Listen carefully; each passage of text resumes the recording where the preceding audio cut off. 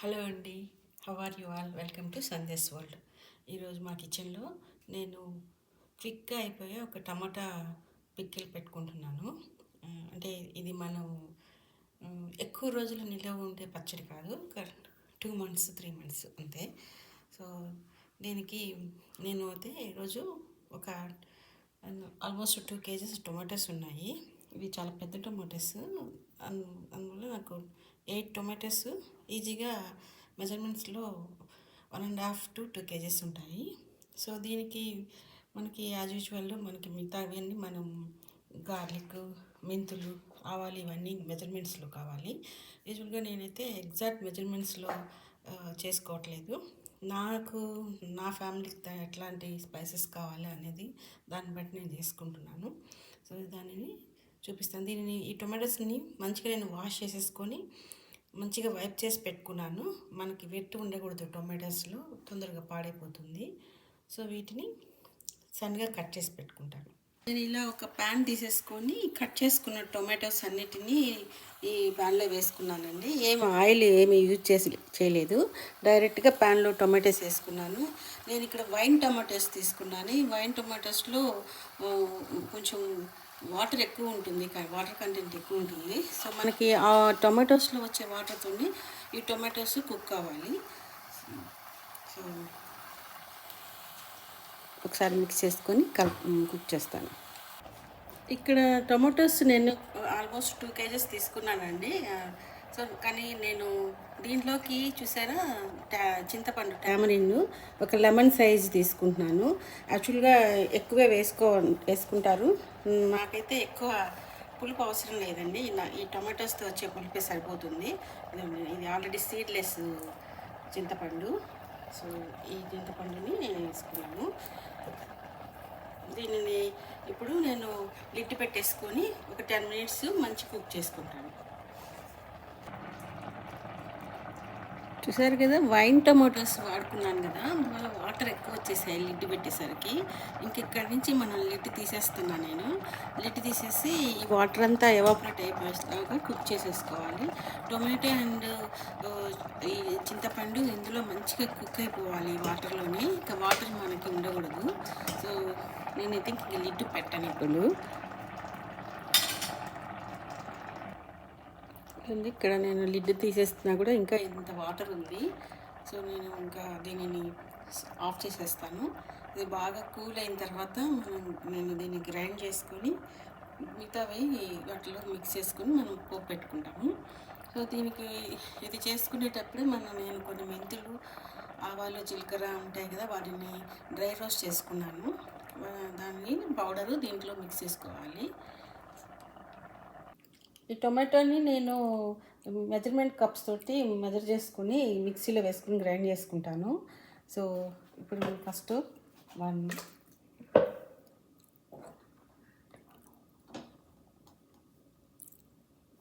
2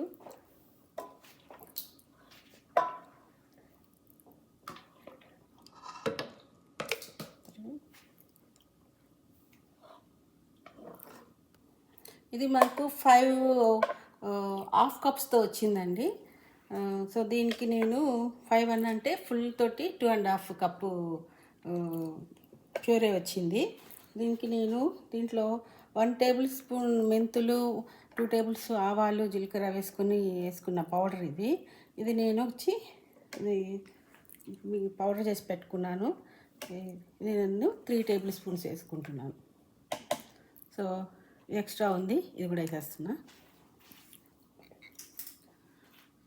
so దీనికి ఇప్పుడు ఇది 1/2 కప్ మెజర్మెంట్ అండి. సో ఈ 1/2 కప్పు దానికి నేను ఇప్పుడు 1/2 కప్పు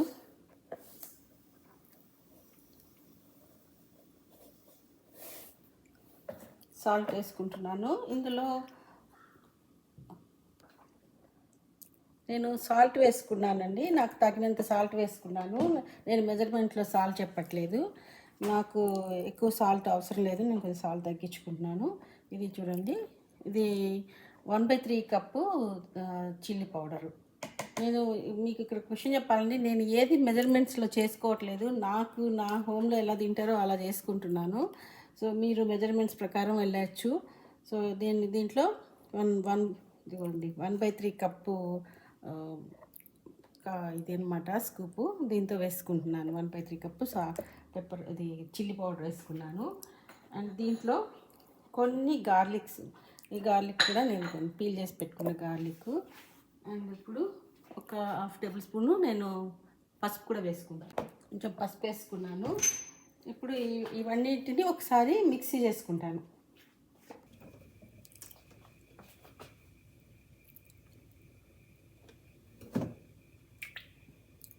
నేను 1 కప్పు పీనట్ ఆయిల్ వేసుకున్నాను. ఇది 1/2 కప్పు మెజర్మెంట్లో, దీంతో 2 వేసుకున్నాను. నేను ఇంకొక 1/2 కప్పు ఆయిల్ కూడా యాడ్ చేసుకున్నానండి. ఇది మొత్తం టోటల్ 1.5 కప్పు ఆయిల్. అంటే చట్నీ నాకు గ్రైండ్ చేసిన తర్వాత ఒక 1.5 kg దాకా వచ్చింది. సో నేను చూసుకొని ఆయిల్ వేసుకోండి, నాకు సరిపోదేమో అని అనిపించింది. సో నేను దీంట్లో కొన్ని పోపు గింజలు వేసుకుంటున్నాను.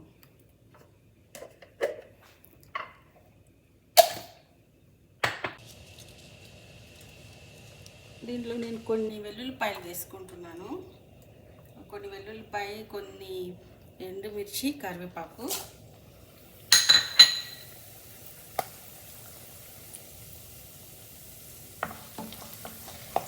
1/2 టేబుల్ స్పూను ఇంగువ వేసుకుంటున్నాను. ఇది మంచిగా ఫ్రై అయిపోయిందండి. ఇప్పుడు నేను ఇందులో చట్నీ లోలో పెట్టేసుకొని గ్రైండ్ చేసుకున్న చట్నీ అందులో వేసుకుంటాను. చట్నీ అంతా దీంట్లో వేసేసుకున్నాను. మనకి కొంచెం ఆయిల్ పైకి వచ్చేలాగా వేసుకున్నామండి. ఇది ఎందుకంటే కొంచెం మినిమం ఒక 6 months అయినా నాకు ఇది నిలువ ఉంటుంది. సో దీనిని కొంతసేపు ఈ ఆయిల్లోనే ఈ చట్నీని మంచిగా ఫ్రై చేసుకోవాలి. మనం మంచిగా ఫ్రై చేసుకుంటే ఏదైనా వాటరు అలాంటివి ఉన్నా వెళ్ళిపోతుంది. అప్పుడు చట్నీ కొంచెం నిలువ ఉంటుంది. ఇక్కడే మనం ఒకసారి చెక్ చేసేసుకొని సాల్ట్ కానీ కారం కానీ మనకు తక్కువ అనిపిస్తే ఇందులో కలుపుకొని ఫ్రై చేసేసుకోవచ్చు.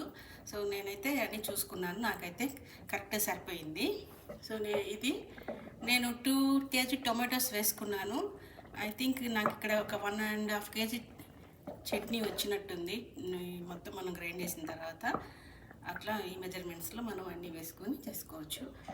ఇది కొంచెంసేపు ఫ్రై అయిన తర్వాత నేను తీసి పక్కన పెట్టేసుకొని ఏదైనా మనం ఒక జార్లో పెట్టుకొని ఫ్రిడ్జ్లో పెట్టేసుకుంటే కొన్ని రోజులు నిల్వ ఉంటుంది.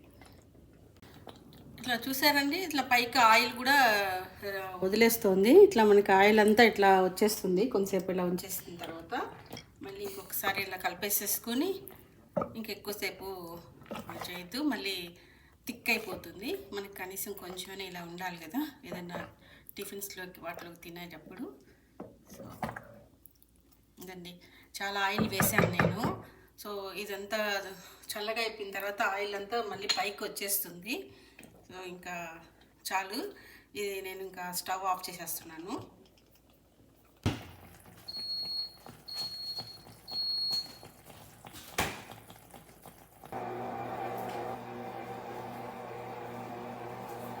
ఇదండి, టమాటో చట్నీ రెడీ అయిపోయింది. నేను ఇలా కొంచెం ఒక దాంట్లో తీసుకున్నాను. ఇలా చూసారా, ఒక జార్లో పెట్టేసుకున్నాను ఇలా అన్నమాట. సో చాలా టేస్టీగా ఉంటుంది, మంచి స్మెల్ వస్తుందండి. మనం కొంచెం ఆయిల్ ఎక్కువ వేసుకున్నాం కాబట్టి కొన్ని రోజులు ఉంటుంది.